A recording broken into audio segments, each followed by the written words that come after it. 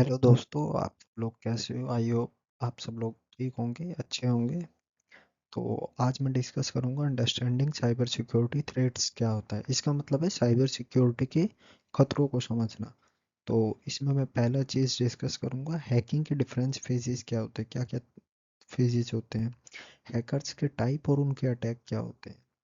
तीसरी चीज़ मैं इसमें डिस्कस करूंगा, नेटवर्क पे होने वाले अटैक क्या होते हैं। चौथी चीज़ मैं इसमें डिस्कस करूंगा, फिशिंग और सोशल इंजीनियरिंग अटैक क्या होते हैं। पांचवी चीज़ मैं इसमें डिस्कस करूंगा, फिजिकल अटैक और वायरलेस अटैक क्या होते हैं। आज हम सीखेंगे cyber security threat, cyber security के different threats, everything that can a hacker do into the system. कैसे हैकर एक सिस्टम को हैक कर सकता है और उनके टेक्निक्स को सीखेंगे आज हम। यहाँ पर आ जाता है फेजेस ऑफ हैकिंग। हैकिंग के फेजेस क्या क्या होते हैं? Recognition, scanning, gaining access, maintaining access and clear tracks and reporting. Recognition का मतलब होता है टारगेट के बारे में इंफॉर्मेशन कलेक्ट करना।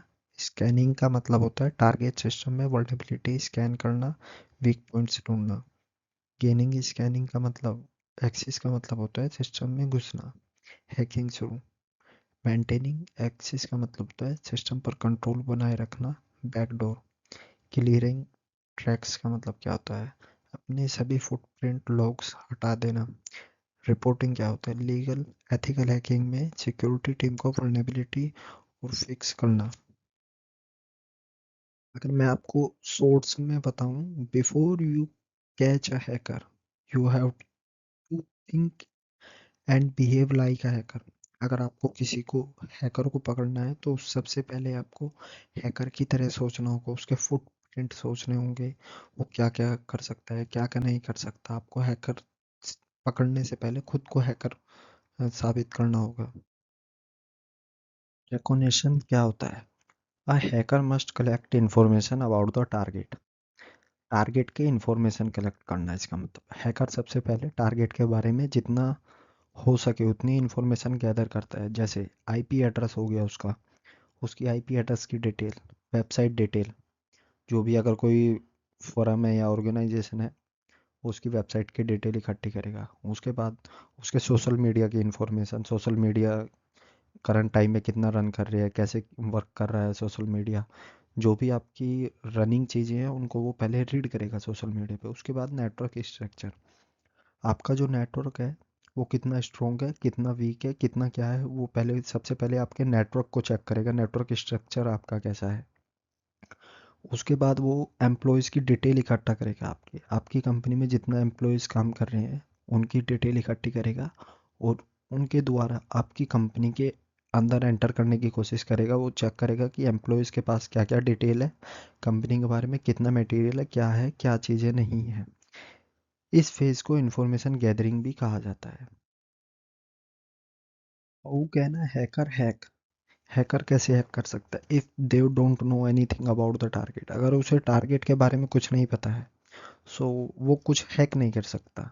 हैकर सिस्टम को कैसे हैक कर सकता है? वो hacker different different technique use कर सकता है, लाइक दैट फिशिंग ईमेल्स कर सकता है, सोशल सोशल इंजीनियरिंग, या मालवेयर हो गया, या पासवर्ड अटैक हो गया, या नेटवर्क अटैक हो गया, या वल्नरेबिलिटी का फ़ायदा उठा सकता है वो। उसका मेन गोल यही है, अनऑथराइज एक्सेस लेना और सिस्टम का मिसयूज़ करना। A lot of information need to be gather before hacking. इसका मतलब क्या हुआ? हैकिंग शुरू करने से पहले इंफॉर्मेशन कलेक्ट करना ज़रूरी होता है। हैकर टारगेट के बारे में पब्लिकली अवेलेबल इंफॉर्मेशन ढूंढता है, लाइक दैट वेबसाइट, या उसकी डोमेन की डिटेल, या आईपी एड्रेस और network information, social media profiles हो गई, ऑर्गेनाइजेशन स्ट्रक्चर हो गया, एम्प्लॉयज़ की डिटेल हो गई, टेक्नोलॉजीज यूज़ करता है, ऑपरेटिंग सिस्टम, सर्विसेज। टारगेट का गोल क्या होता है? गोल होता है टारगेट को समझना और उसके वीक पॉइंट आइडेंटिफाई करना। इस फेज़ को हम गैदरिंग ऑफ इंफॉर्मेशन भी बोलते हैं, या रिकॉग्निशन भी बोलते हैं इस फेज़ को हम। एक एग्जांपल से समझिए, let's say if a country wants to attack its neighbour country. इसका मतलब अगर कोई एक देश दूसरे देश पे अटैक करना चाहता है, it can just send solar soldiers and take over the place, right. इसका मतलब वो अपने सोल्जर को भेजेगा और एक सही जगह भेजेगा जहाँ पे उसको अटैक करना है। उससे पहले उसको क्या करना हो, a lot of planning and strategies need to be done and information about the defence and weak spots of the neighbouring country and needs to be collect before the actual attack can take place. इसका मतलब क्या हुआ, उसको attack करने से पहले lot of planning करनी होगी, एक स्ट्रेटेजी बनानी होगी, इंफॉर्मेशन गैदर करनी होगी डिफेंस के बारे में, उसके वीक स्पॉट ढूंढने होंगे अपनी नेबर कंट्री के, बिफोर एक्चुअल द उसको एक एक्चुअल जहाँ पे उसको एक टारगेट प्लेस करना है, उस टारगेट को प्लेस करेगा जहाँ पर उसके उसको टारगेट करना है, वहाँ पे एक अच्छी तरीके से रिसर्च करेगा कहाँ कितनी सोल्जर, कहाँ कितनी आर्मी। उसी तरीके से रिकॉग्निशन फेस में होता है कि हैकर सबसे पहले इंफॉर्मेशन गैदर करता है हर हर पॉइंट की, कहाँ से इंफॉर्मेशन निकल सकती है, कैसे इंफॉर्मेशन निकल सकती है, कैसे चीज़ें बाईपास हो सकती है। इंफॉर्मेशन गैदरिंग के दो तरीके हैं, या तो वो ड्रोन्स, दूसरी कंट्री पे ड्रोन्स भेज के उसको चेक कर सके कि कहाँ क्या कितनी आर्मी है, कितनी फोर्स है, क्या क्या इनके पास है, या क्या क्या टेक्निक से लड़ सकते हैं, क्या क्या चीज़ें हैं, या वो अपने टारगेट को मार्क कर सकते हैं ड्रोन्स के द्वारा। या दूसरी चीज़ आ जाती है इसमें सैटेलाइट, सैटेलाइट से इमेजेस ले सकता है वो, रियल टाइम पिक्चर ले सकता है। रियल टाइम पिक्चर लेने के बाद वो डायरेक्टली अटैक कर सकता है, कहाँ उसको मार्क करना है, कहाँ कितनी आर्मी है, कहाँ कितना क्या है।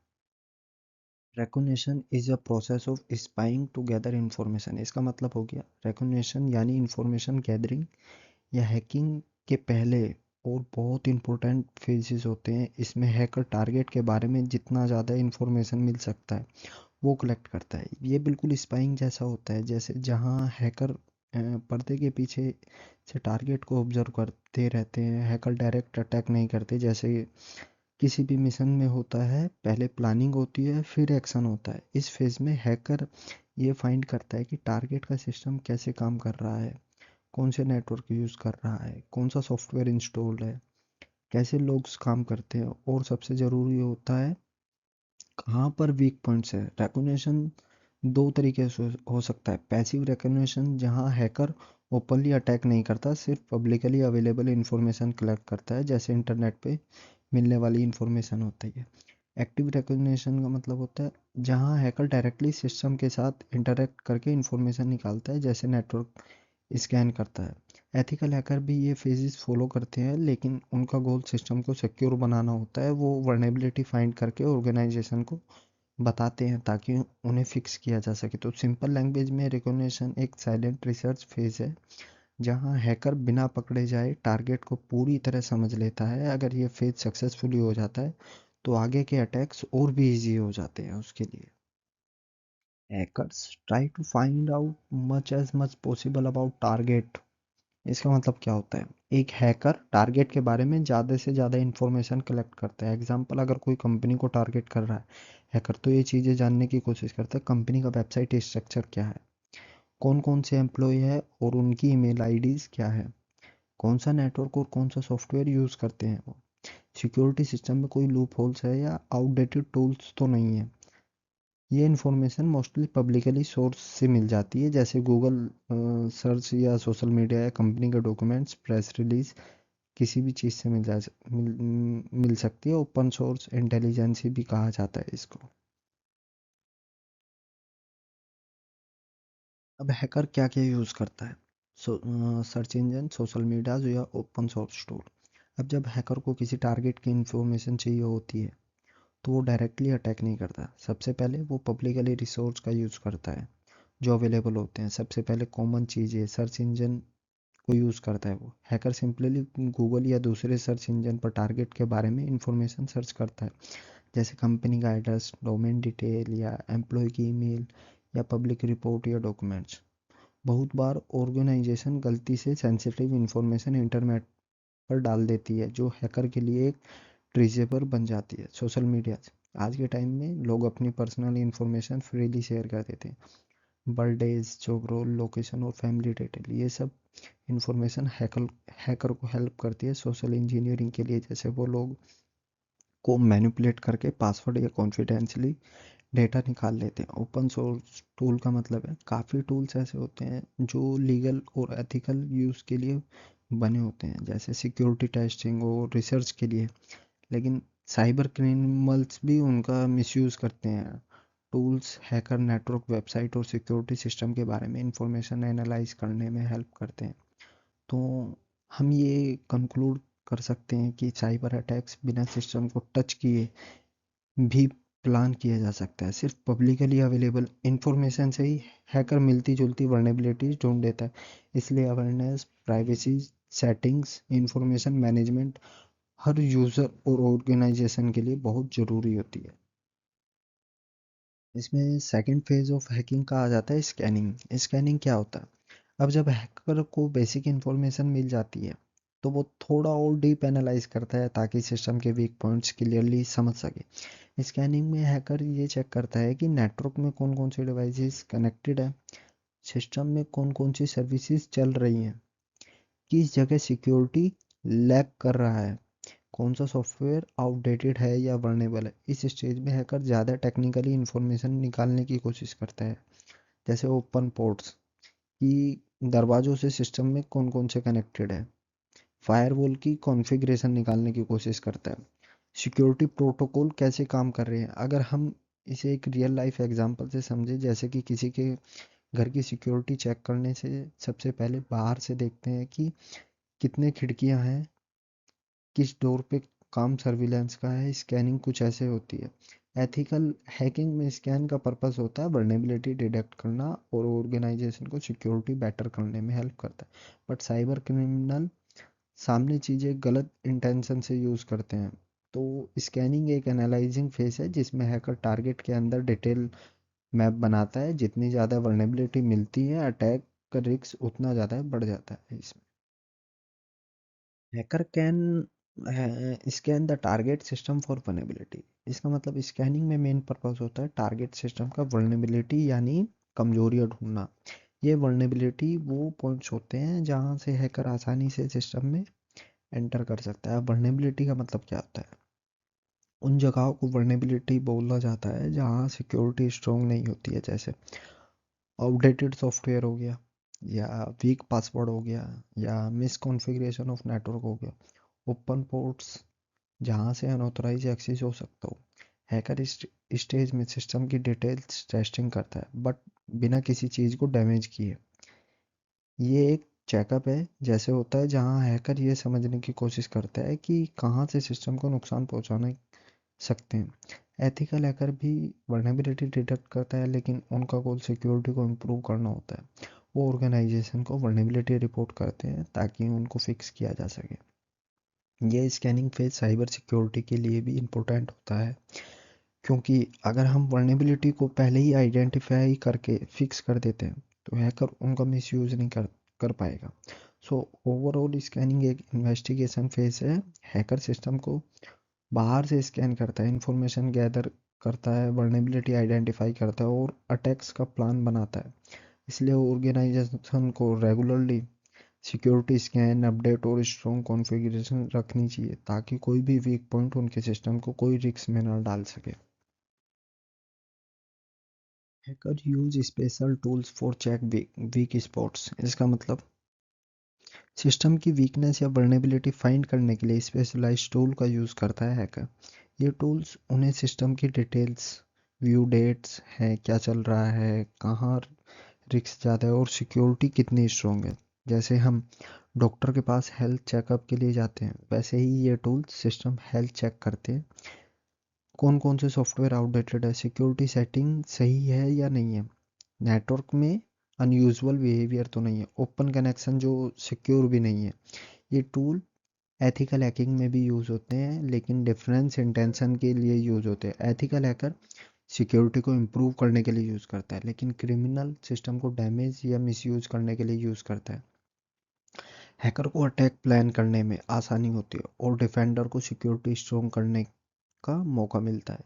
इसलिए हर ऑर्गेनाइजेशन को चाहिए होता है वो अपने सिस्टम को टाइम टू टाइम टेस्ट करती है, वर्नेबिलिटी को जल्दी से जल्दी फिक्स करती है और साइबर सिक्योरिटी अवेयरनेस बढ़ाती है। स्कैनिंग टूल सिस्टम का वीक स्पॉट आइडेंटिफाई करने में बहुत हेल्प करता है और अगर उनको सिक्योर ना किया जाए तो अटैकर्स उन मिसयूज कर सकता है उनको। साइबर सिक्योरिटी में prevention is always better than cure. तो अगर हम पहले ही वीकनेसेस को सही कर दें तो हैकर का प्लान फेल हो जाता है। अब तक हमने समझा कि हैकर पहले इंफॉर्मेशन गैदर करता है, जैसे रिकॉग्निशन कहते हैं, फिर वो सिस्टम की डिटेल चेकअप करता है, जिसे हम स्कैनिंग बोलते हैं। अब यहाँ एक इम्पोर्टेंट सवाल उठता है, अगर हैकर को वर्नेबिलिटी मिल जाए तो आगे क्या होगा? हैकर उन वीक्स का क्या करता है? इस मूवमेंट पर साइबर सिक्योरिटी की लिए रियल चैलेंजेस शुरू होते हैं। अगर हम अपने सिस्टम की सिक्योरिटी प्रॉपर अपडेट ना करें, अगर पासवर्ड स्ट्रॉन्ग ना हो, अगर आईटी टीम को पता ही ना चले कि कौन सा सॉफ्टवेयर आउटडेटेड है, तो हैकर उन वीक स्पॉट को गलत इस्तेमाल कर सकते हैं। इसलिए ऑर्गेनाइजेशन को ये सोचना पड़ेगा, क्या हम इतने सिक्योर है कि कोई हमारा सिस्टम का मिसयूज ना कर पाए। ये अवेयरनेस सबसे ज़रूरी है, क्योंकि साइबर सिक्योरिटी सिर्फ आईटी डिपार्टमेंट की जिम्मेदारी नहीं है, हर एम्प्लॉय, हर इंटरनेट यूज़र की रिस्पॉन्सिबिलिटी है। अब हम आगे देखेंगे ये हैकर वर्नेबिलिटी फाइंड करने के क्या क्या तरीके हैं या कैसे।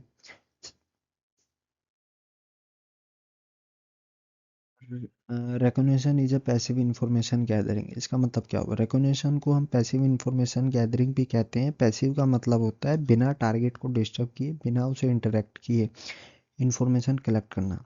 याद रखना, इस फेज में हैकर सिस्टम को टच भी नहीं करता है, सिर्फ ओपनली अवेलेबल इंफॉर्मेशन देखता है। इंटरनेट पर क्या पब्लिकली इंफॉर्मेशन है, सोशल मीडिया पर लोगों ने क्या पोस्ट किया है, कंपनी की वेबसाइट पर कौन कौन सा डेटा विजिबल है। कोई पब्लिकली डॉक्यूमेंट्स, न्यूज़ आर्टिकल या जो पोस्टिंग जो भी यूज़फुल हो, ये बिल्कुल रियल लाइफ स्पाइंग जैसा होता है, जैसे कोई दूर से आपको ऑब्जर्व करता है लेकिन आपको उसकी प्रेजेंस का पता भी नहीं चलता। एथिकल हैकर भी एग्जैक्टली यही करता है।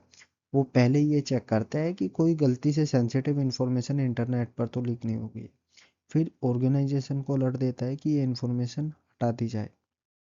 पैसिव रिकॉग्निशन एक मेजर बेनिफिट हैकर के लिए ये होता है कि टारगेट को कभी पता ही नहीं चलता कि कोई उसकी स्टडी कर रहा है, और हैकर बिना रिस्क के सिक्योरिटी वीकनेस समझ जाता है। इसलिए साइबर सिक्योरिटी में प्राइवेसी सेटिंग, डेटा मिनिमाइजिंग और इंफॉर्मेशन एक्सपोजर कंट्रोल बहुत ज़रूरी होते हैं। जब हैकर रिकॉग्निशन करता है तो वो साइलेंटली ऑब्जर्व करता है बिना टारगेट को टच किए, लेकिन स्कैनिंग में हैकर एक्टिव हो जाता है।